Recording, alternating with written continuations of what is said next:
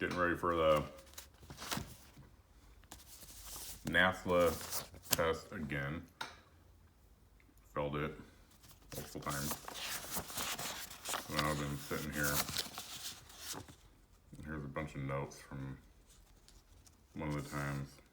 I think you're not supposed to write what the questions are, but I don't think you're supposed to read my notes either.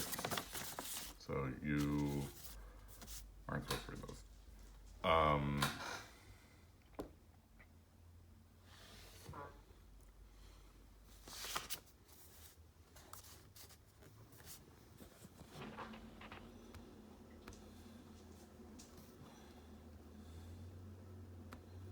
What I've learned is that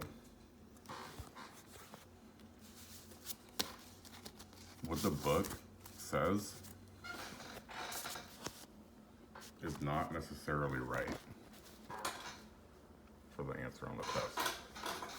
You just have to know the answer, even though it's an open book test.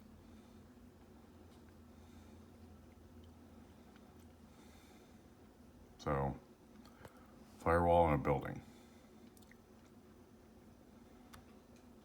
Limit the spread of fire.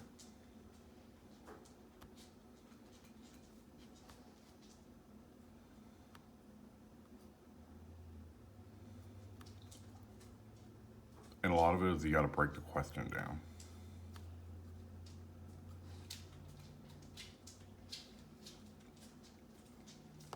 So a sequence that represents the process of obtaining a residential building permit.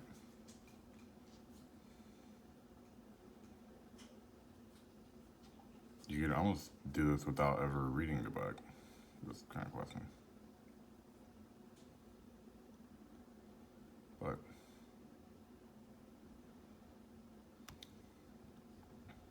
this is the order that they want. Even though you think you would do the documents before you submit the application, but whatever.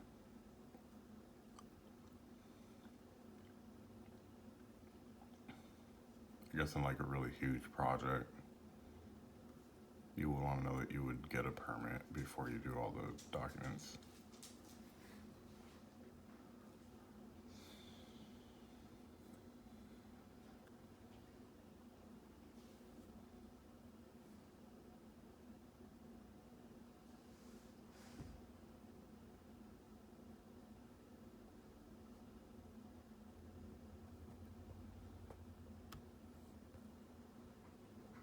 And this is the answer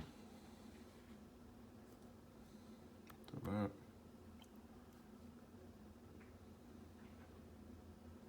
Even though this is also an answer. But they have like, a lot of the test is very trick question.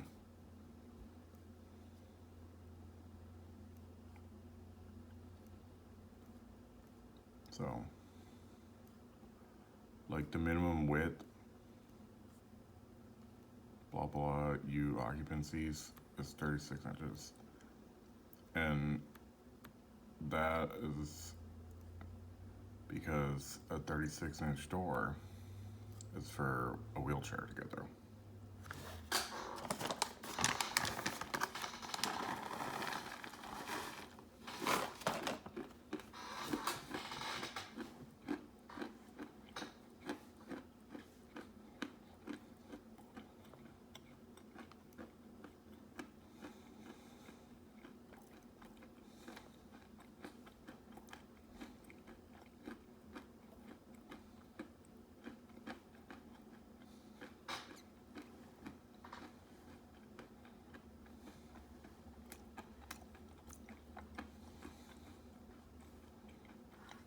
There's another question that doesn't make sense to me, but that's the answer.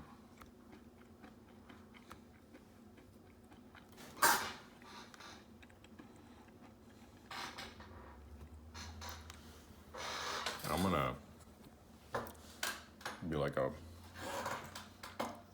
pro of this because I get 100% on this practice test every time now.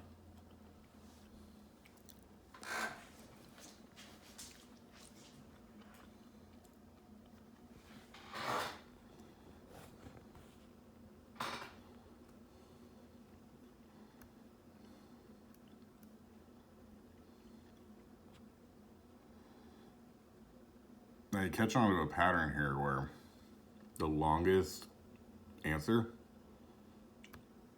seems to be the right answer almost every time.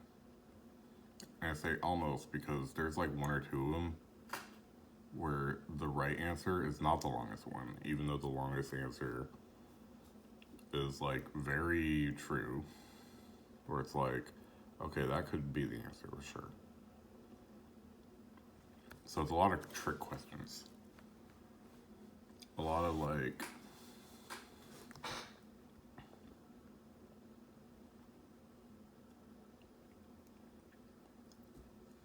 multiple occupants classified.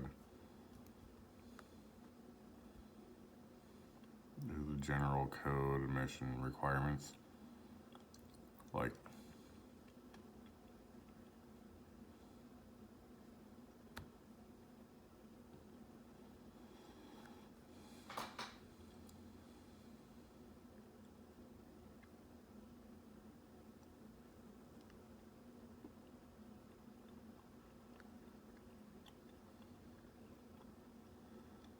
you would almost think that it could be this, and you could say like, okay, so the downstairs has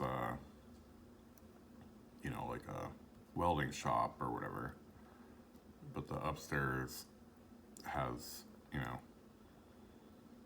like apartments, and then, there's like a dentist on one of the floors. Well, the answer is that you gotta do it all to the highest risk category. So you gotta be at the highest risk for the dentist, the welding shop, and the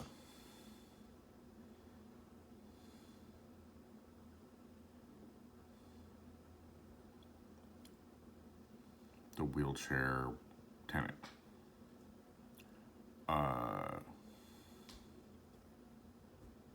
But you just gotta know that it's the highest one.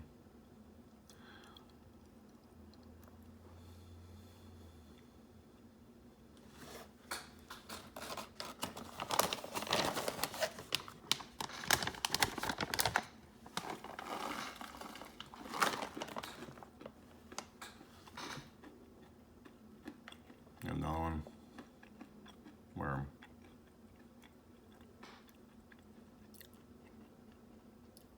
one, 2, 3, or 4 hours. This one was 4 hours. And you know that because structural frame.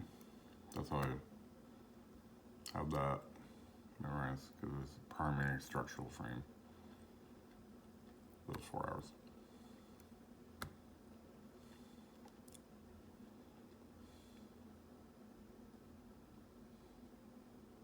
So the opening in a fire resistance rated wall.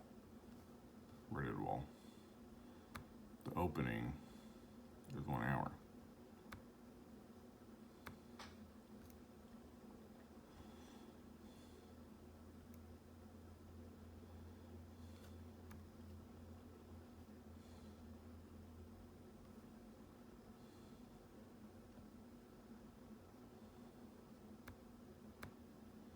Here's another question that is really just about if you know how to speak English. Because if you know what they're talking about, you know what they're talking about.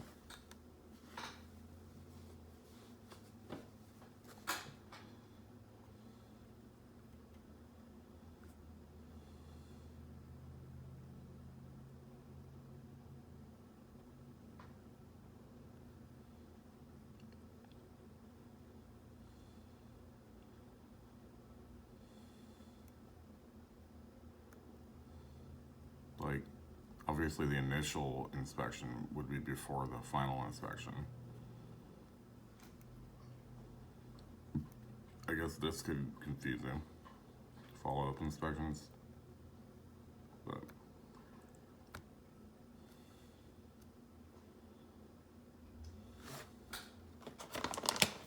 there's another question that asks,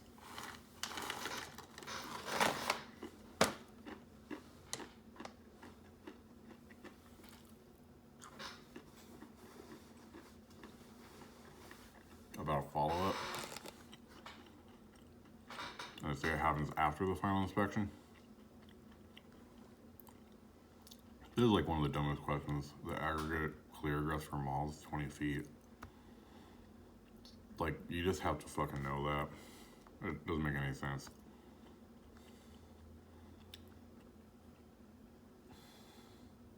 Same thing with this, the egress. 44 inches. I got no idea where that comes from. But sure.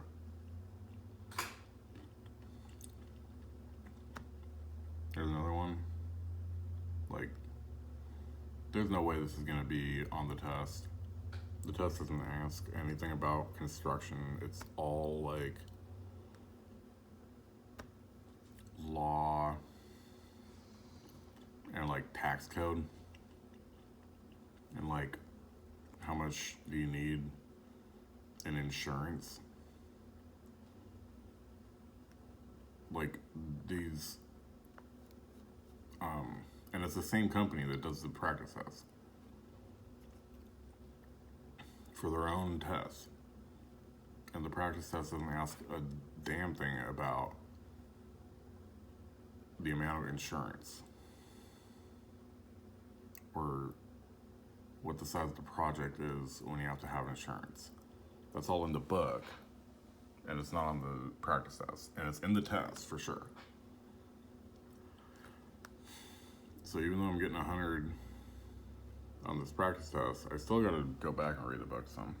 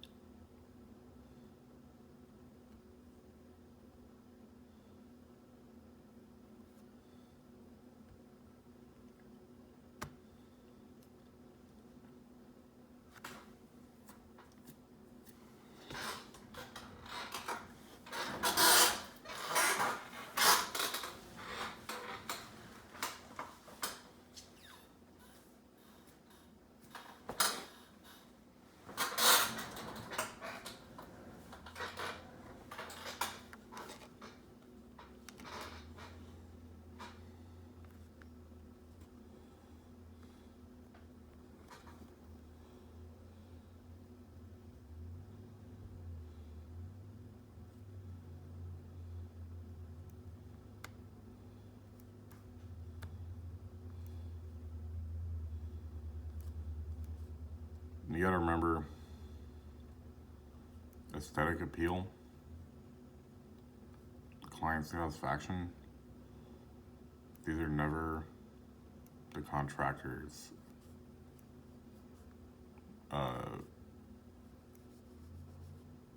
expectations. Legally.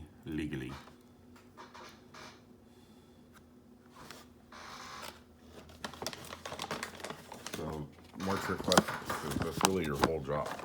But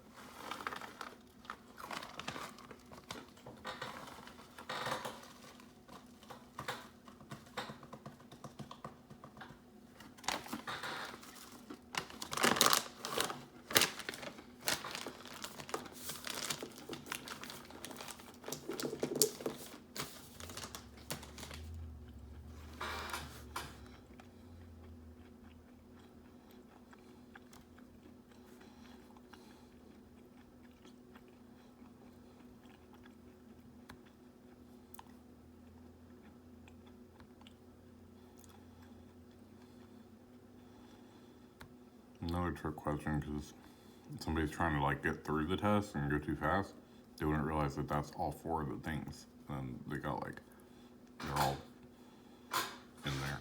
Like, you have to read the whole question and all the answers before you click on one.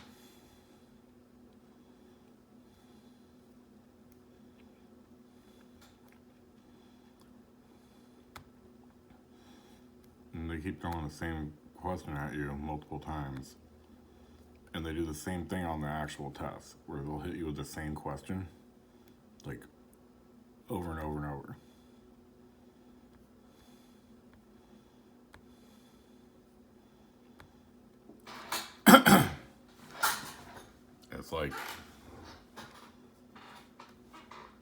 it's almost like a big percentage of the test is just to see if you know the answer to that one question.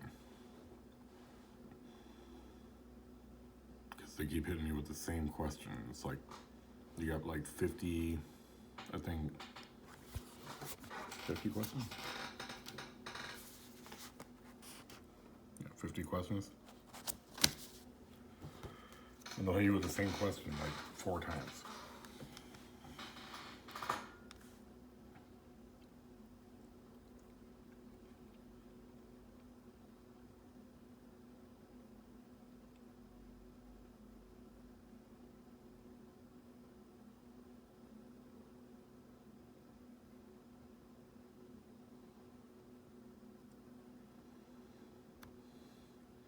Like, even though if this is right, this is also right.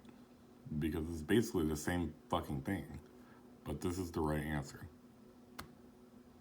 And you would know that if you took the practice test like 30 fucking times.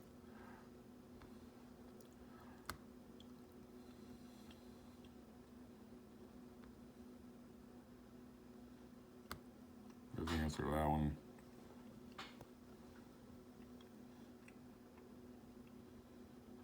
Here is a very trick question. Minimum clear door opening width for a door in a commercial building. You would think it would be 36 inches because isn't every door supposed to be 36 inches? No, it's 32 inches.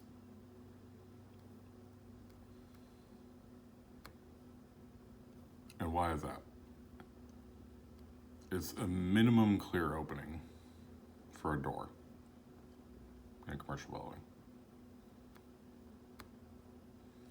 It's not in a residential. It's not an egress. It's just a minimum opening. And why is it smaller than 36 inches? It's for like a closet, like a janitor closet, and nobody's going in there. Or it's for like a water heater closet. Or like you open a door and there's an electrical panel behind it. Like these 32-inch doors are not for people to go through that might have a wheelchair. Those would be 36 inches. But if it's just the minimum opening, if they don't mention people going through that door, it's 32 inches. And I remember when I was in trade school and the instructor was saying exactly that. He's probably dead now. Smoke and drinking.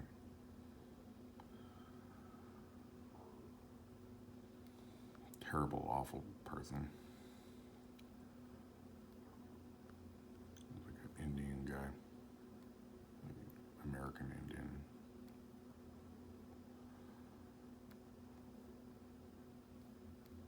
Navajo, kind of, whatever.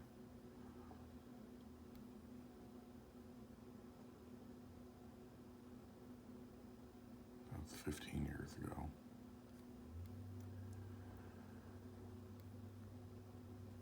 And I still get that question wrong to this day. The trick question that's in every construction test. The 32-inch door. And why don't they make the doors all 36 inches? It's because in commercial construction, an inch is worth a lot of money. So you're talking about 4 inches more that's occupied by the room for this door to swing open, and all that's behind there is a water heater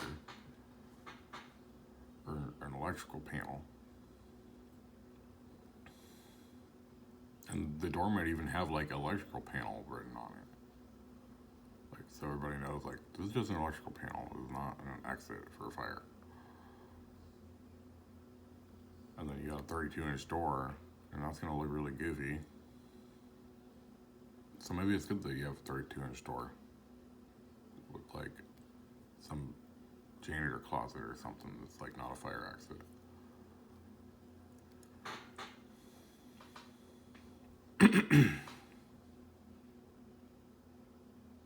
Not somewhere that somebody's wheelchair is going to go rolling through all the time.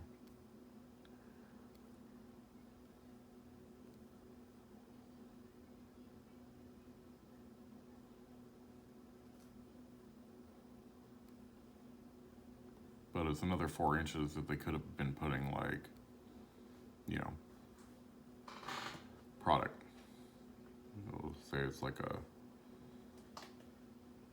we'll say it's like a medical equipment store. They're making big sales.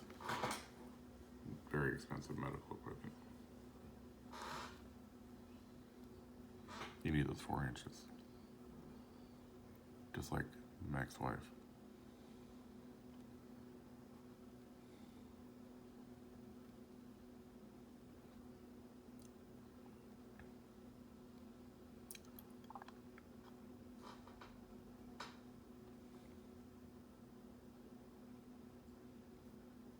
Minimum fire resistant rating in hours for an exterior load bearing wall of type 2 within 30 feet of a property line. It's always hard. Is it 2 hours or 3 hours? Why isn't it 4 hours? It's not a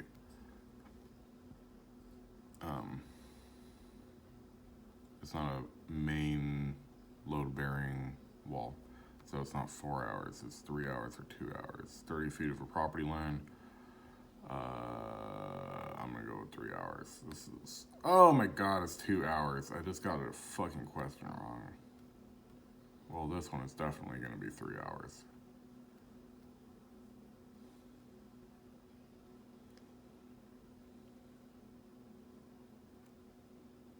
Group A building, according to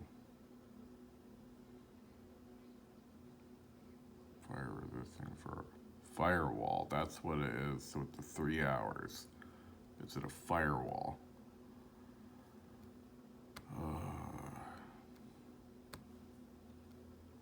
If I could read all the questions at one time, I would have got it, but I've fucking got it wrong.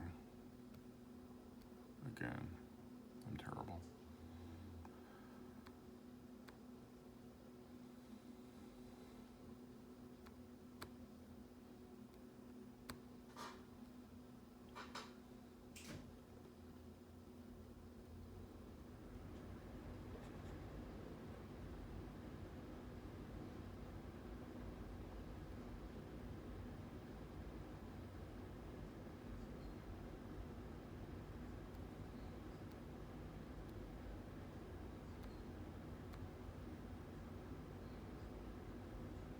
This is like one of those purpose of building codes, like when you go to do like building inspection, you have to like recite this. It's like a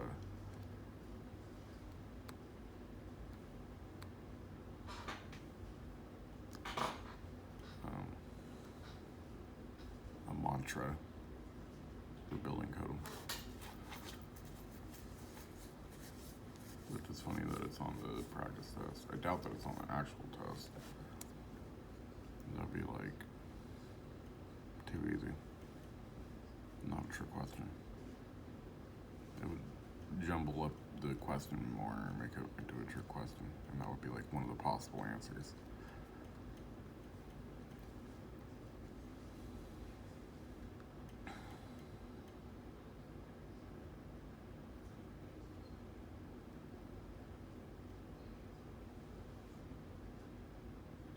No, it's never building structures. That's not the responsibility of a contractor.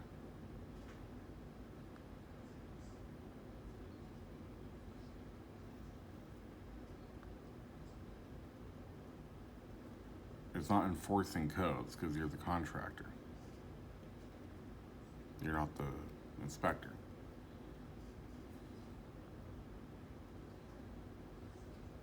And it's not designing buildings because you're not an architect, you're a contractor.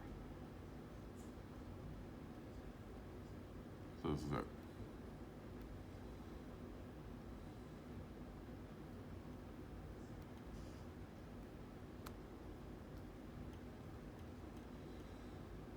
Thickness of floor slab, 36. Duh.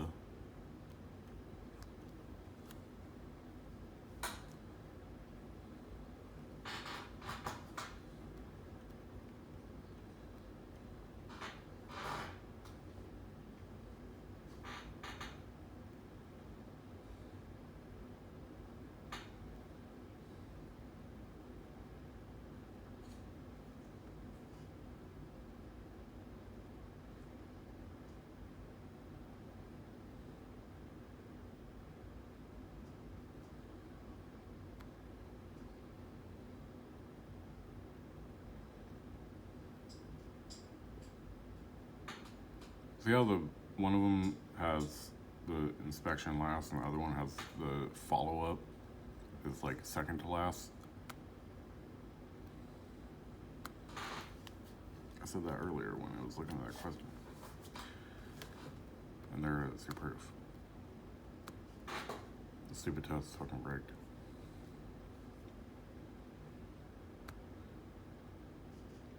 Asks it passageway.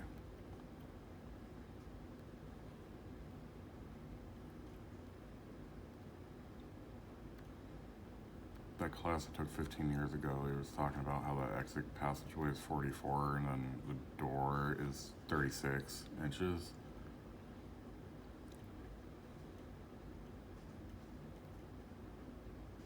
I guess it kind of makes sense when the door isn't supposed to cover more than 7 inches. So everybody runs down the hallway and then they get to the door and they open the door. And it goes from 44 minus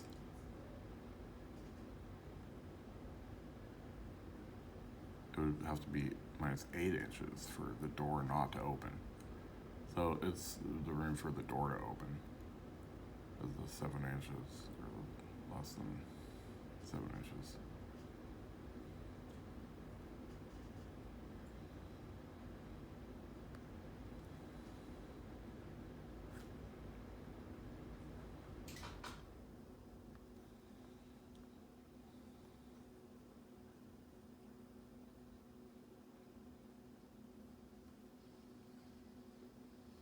Not the same risk category, you go to the highest.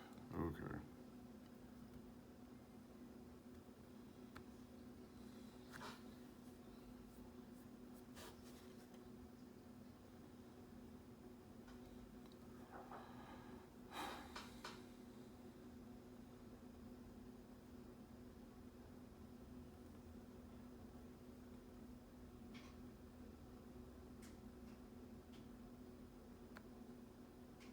See, the same answer to like a slightly different question. The same answer.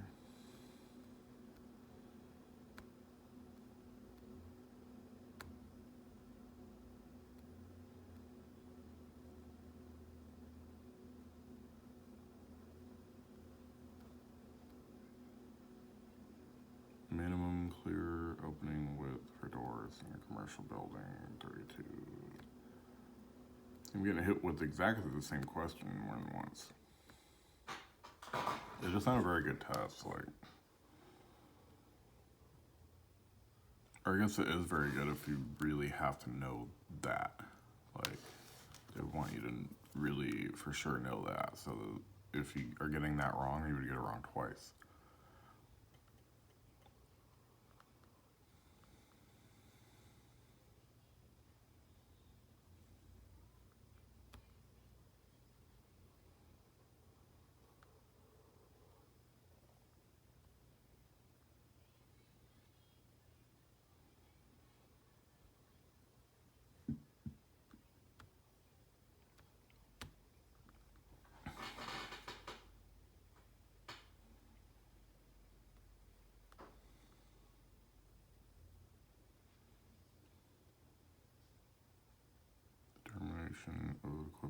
is according to the general code emission requirements.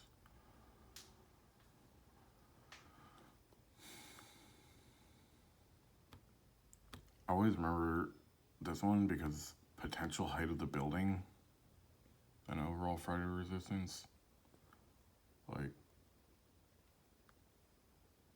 it really confuses me that it's the potential height of the building.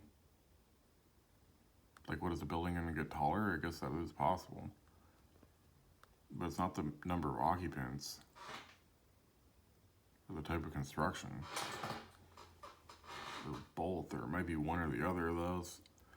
Like, this is another one where multiple answers could be right. Like, they look so right. I mean, number of exits, type of construction, potential height of the building, it's the same thing. But it's this one. It's this one. You just gotta know that it's this one.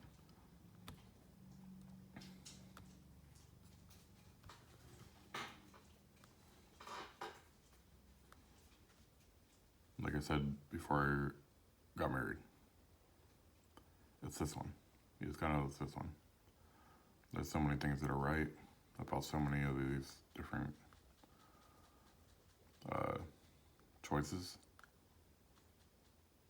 But you just gotta know that it's this one. It's the one that you pick that's right.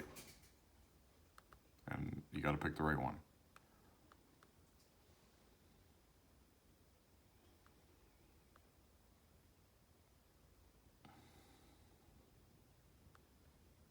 Like, all these things are good with the building, but for some reason, this question and this answer, this is the answer.